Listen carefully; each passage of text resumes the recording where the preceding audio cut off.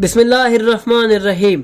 61 ہجری کا عاشور وہ دن تھا جب نواسہ رسول امام حسین علیہ السلام اور ان کے باوفا ساتھیوں نے دین محمدی کے تحفظ کی خاطر اپنے لہو کا نذرانہ پیش کیا۔ جب یہ پاکیزہ خون کربلا کی پیاسی زمین پر گرا تو وہ خاک شفا میں بدل گئی۔ وہی خون جو اہل بیت کی عظمت کا مظہر تھا قیامت تک مظلوموں کی فتح کی علامت بنا، کیونکہ وہ خون مٹی کے لیے نہیں امت کی بیداری کے لیے تھا۔ لیکن معجزات کا سلسلہ وہیں ختم نہیں ہوا۔ جب امام حسین علیہ السلام کا سر مبارک نیزے پر بلند کر کے قافلہ کوفہ و شام کی طرف روانہ ہوا تو ہر مقام، ہر منزل ایک روحانی داستان میں تبدیل ہو گئی۔ یہ سفر صرف قیدیوں کا نہیں تھا، یہ نور، صداقت اور معجزات کا سفر تھا جو ظلم کے ایوانوں کو ہلانے والا بن گیا۔ اسی سفر کی ایک عظیم نشانی مشہد النقطہ ہے، وہ مقام جہاں امام حسین علیہ السلام کا سر مبارک ایک پتھر پر رکھا گیا اور آپ کے سر مبارک سے خون کا ایک قطرہ ٹپک کر اس پتھر پر گر گیا۔ بس وہی ایک قطرہ، وہی ایک لمحہ، وہی نشان تاریخ بن گیا۔ کتاب نہر الذہب کی 3 جلد میں مشہد النقطہ کی بنیاد کا تفصیلی ذکر کیا گیا ہے۔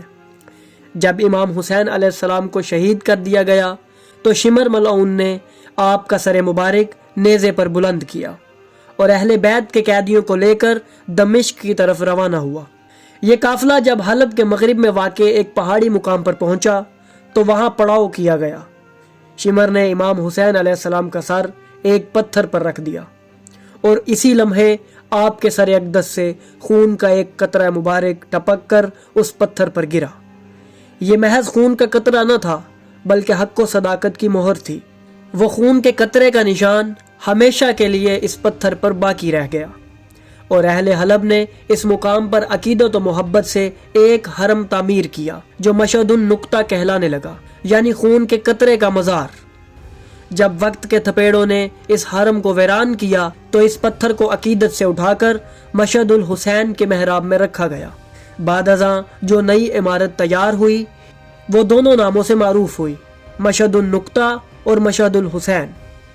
اس حرم کی بنیاد ایک ایسے لمحے پر ہے جو صرف امام حسین علیہ السلام کے خون سے نہیں بلکہ ظلم کے خلاف بغاوت کے عہد سے قائم ہے۔ یہ عمارت صدیوں سے اہل ایمان کو پکارتی ہے، بتاتی ہے کہ یہاں ایک قطرہ خون کا گرا تھا مگر اس نے پوری امت کے ضمیر کو جھنجھوڑ کر رکھ دیا ہے۔ جب ہم مشہد النقطہ پر غور کرتے ہیں تو یہ صرف ایک مقام نہیں بلکہ ایک خاموش گواہ ہے، گواہ اس ظلم کا جو آل محمد پر ڈھایا گیا اور اس صبر و عظمت کا جو حسین علیہ السلام کے خون میں شامل تھا۔ یہ وہ نشان ہے جو نہ مٹ سکا نہ چھپایا جا سکا۔ پھر وقت گزرتا گیا، سلطنتیں بدلتی رہیں، تاریخ کے موسم بدلتے رہے مگر امام حسین علیہ السلام کی یاد کا یہ قطرہ نہ بدلا۔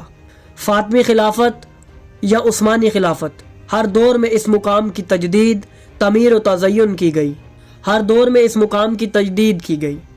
یہ صرف ایک عمارت نہ تھی بلکہ ہر دور کے حکمرانوں اور عوام کے دل کی عقیدت کی علامت تھی۔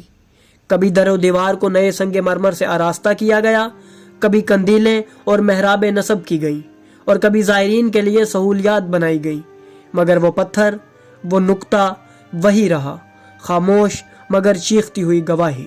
صلاح الدین ایوبی نے اس مقام کی زیارت کی اور کچھ رقم کو اس عمارت کی توسیع کے لیے مخصوص کیا، اور اسی طرح شمس الدین ابو علی حسین بن زہرہ جو اس زمانے میں حلب کے سادات کا نقیب تھا، اس کو اس عمارت کا متولی بنایا گیا۔ اس زمانے میں زیارت گاہ کے شمال میں 4 کمرے بنائے گئے۔ ناظرین، عثمانی دور میں ایک مدت تک اس پر کسی نے توجہ نہ دی، لیکن 13ویں صدی ہجری کے آخری 50 سالوں سے حلب والوں نے اس جگہ عزاداری، محرم کے مراسم یہیں برپا کرنے شروع کر دیے۔ سلطان عبد الحمید عثمانی نے اس عمارت کے کچھ حصوں کی دوبارہ تعمیر کروائی اور اس پر خرچ ہونے والی رقم املاک سلطان عبد الحمید کے خزانے سے ادا کی گئی۔ پہلی جنگ عظیم کے دوران یہ جگہ جنگی ساز و سامان اور اسلحے کے لیے استعمال ہوئی۔ 1337 ہجری میں بم دھماکے کی وجہ سے یہ عمارت خرابے میں تبدیل ہو گئی، لیکن وہ پتھر جس پر امام حسین علیہ السلام کے خون کے قطرے جاری ہوئے تھے وہ اسی طرح محفوظ رہا، اور پھر یہ پتھر مشہد الحسین میں منتقل کر دیا گیا۔ آج بھی وہ پتھر موجود ہے، آج بھی وہ خون کی نشانی زندہ ہے۔